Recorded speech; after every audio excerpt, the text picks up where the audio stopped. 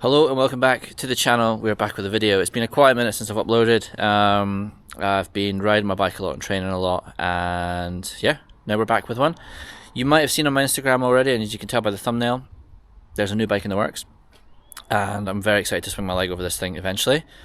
I have it right here in front of me. This is Pivot Phoenix mullet setup. Obviously, yeah, not running a lot of the parts that come on it stock, the tyres and stuff. Obviously, I'm not fully into the suspension. I've not been on Fox in a long time, but we'll give them a go. Fox shock, and this is completely as is as you buy it. I think it's maybe 9,000 something, but I'll have to check on that. But the interesting thing about this bike is this. So it's not very often that you see two chains on a bike. So we've obviously got the one here, the main one there, and then you've got the little one at the back, which is connected to another idler back there. So I guess it's mid-high pivot bike, you could say. And yeah, it's going to be interesting to try this thing out. Fully carbon. It's actually pretty light. We'll get a weight on this thing as well, hopefully, that I can stick in. But yeah, we've also got a little shock pump here, and we've got Pivot's setup tips for the Fox suspension. So we're going to go with Pivot's recommendations, and the plan is to ride a bike in a couple days time and put it through the test and see how it goes. They've also got this little rubber thing here, which I guess is to stop, because the chain's going to slap like that, but that's dead silent. Apparently this is all pretty easy to take apart and clean, and I don't think it's going to be really any hassle. There's a little bash guard behind here, and for having two idlers at the top, a chainring, and the derailleur, there isn't much drag, which is very good. You'd think there'd be a lot of drag, but it's nothing really, and it's pretty quiet.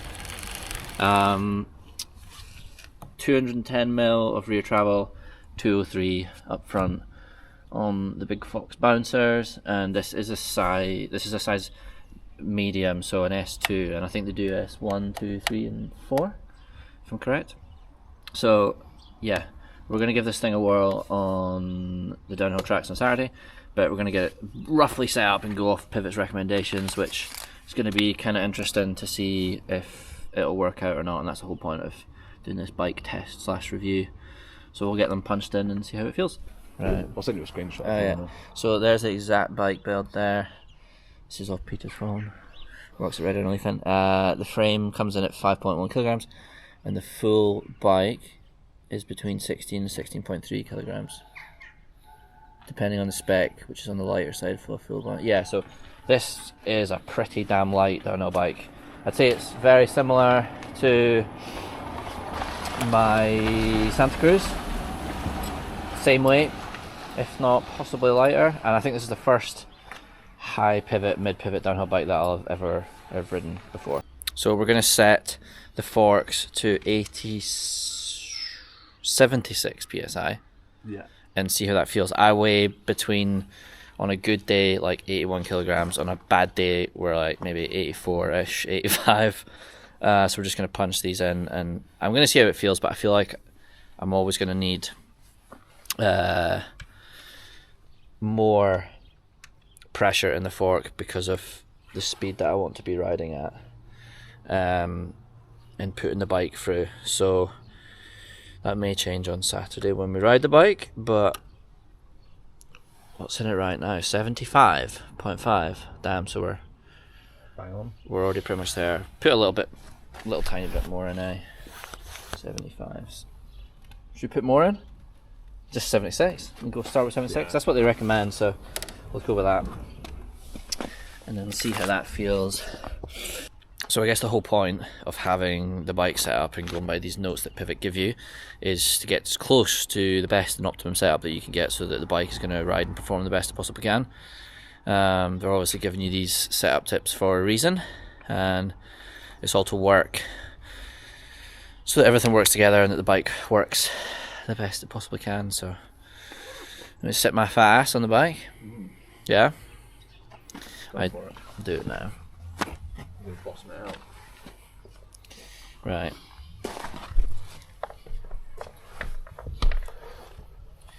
Just set it gently.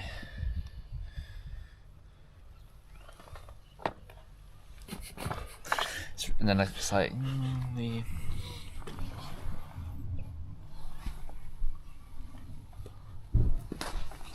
Basically empty. just kept down. So that's where it's at the moment. What would you say that is? 30-something%. That's too soft though. Even sitting on it was way too soft.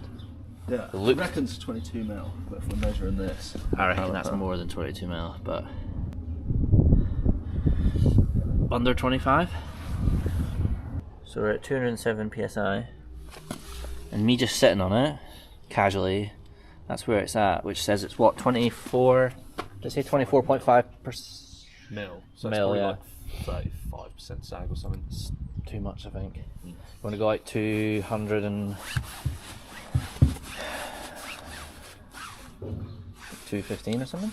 Yeah, we'll give it a go. You got Fat Boy, right?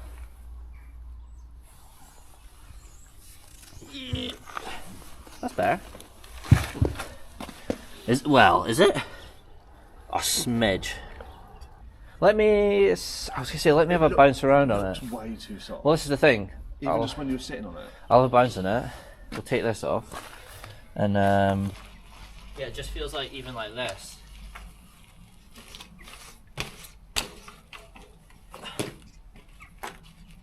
Just sitting on it's too like.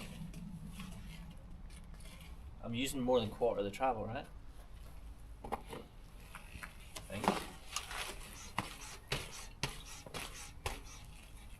And it feels good, but it just feels too soft. I think we should just bung in some more. It's a very quiet bike too, like very quiet. Solid. Let's put in some more pissies. Come to me. We're going to stick in some more air. So we're kind of going against Pivot's recommendations, I think. But they're a guideline. It's a guideline, isn't it? Yeah, we were slightly below that. These are just. We intended sag, weren't we? These are not. You have to go buy them, but they're a good starting point. So that's what we're going for. Thankful for instructions like these to be. That was 230. Well, let's just try that. But you can do 7 psi when you take this off. Right.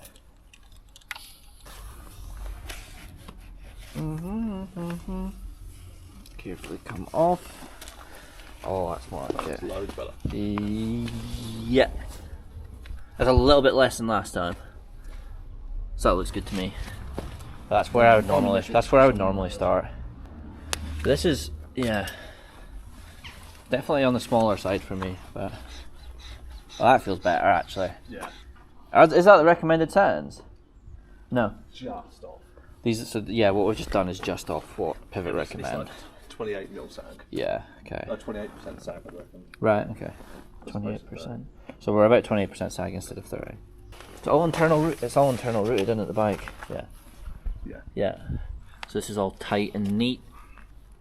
There's a lot going on here, though. This little. Can you hold the bike for 1 sec? I'm actually well intrigued about this little. See, have you seen in here this little thing? No, I'm not this part yet. So you say, you could probably see that.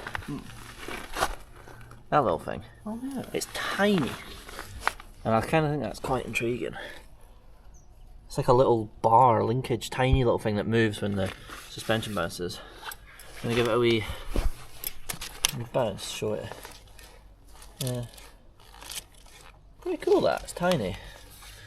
There's a lot going on too though, all this. What does everybody think?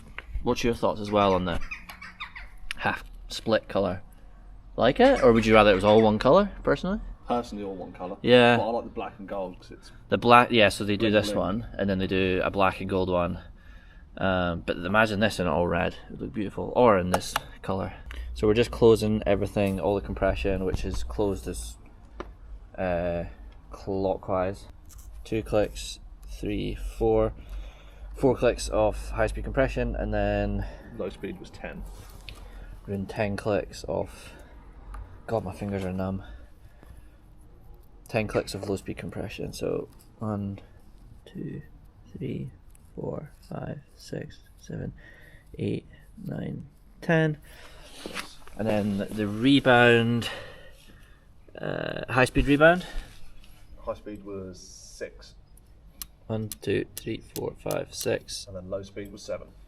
1, 2, 3, 4, 5, 6, 7. So they like even out, I guess. So that's the forks done. Should we take the bike inside You're getting cold. so we can do the shock with the Allen keys? Probably a good idea. Yes, I'm cold. It's freezing. I'll get the kettle on. Get the kettle on. This thing looks nice. Drop a like on the video if you love the look of the new pivot and you're excited to see me rip this thing. The one, I'm not going to say it's a negative thing that I have spotted since I've seen these bikes is this. So this little flap thing here, which is such a good idea, stops the mud from getting in.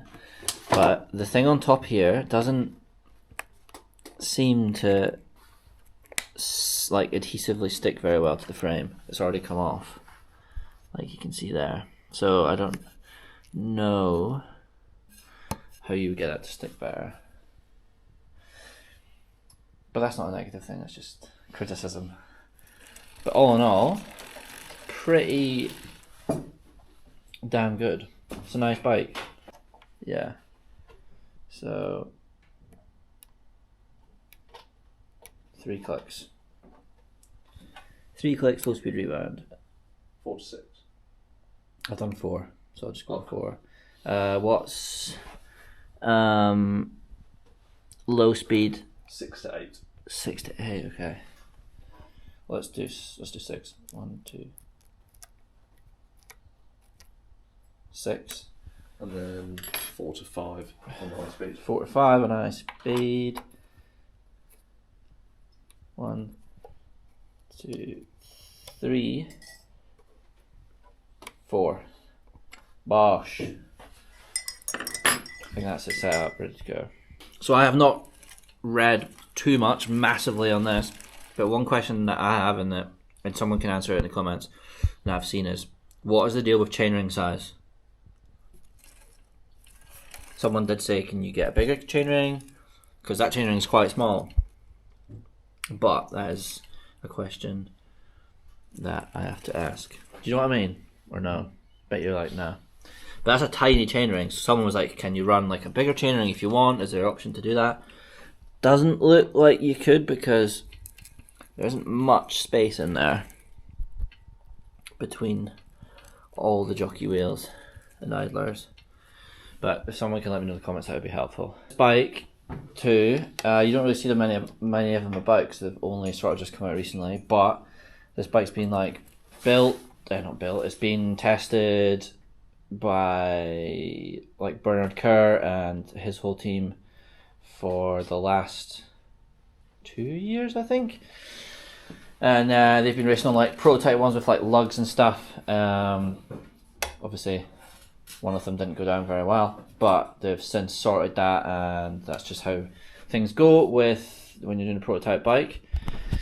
But yeah, those folks at that team have been riding the bike and doing very well on it. Obviously, Bernard's been absolutely killing it on it, and his riding speaks for itself. So the bike must be good, but I am reserving judgment now until I ride it. But the next video that we'll be dropping will be me riding it and giving my impressions and kind of going through pros and cons, if there are any cons, which I feel like I have a pretty good gauge already of what I'm going to think of the bike, but we'll wait and see. Let us know your thoughts in the comments on like the whole 2-chain situation, and you know, is it too much, is it not? I'm genuinely impressed at there's pretty much no drag. I've rode just high idler, high pivot enduro bikes before with just one idler pulley, and they've had a lot of drag, but this seems really, really good. So quite intrigued for that. And as always, drop a like on the video and subscribe so you don't miss any more videos coming in the future. And we will see you next week. Peace out.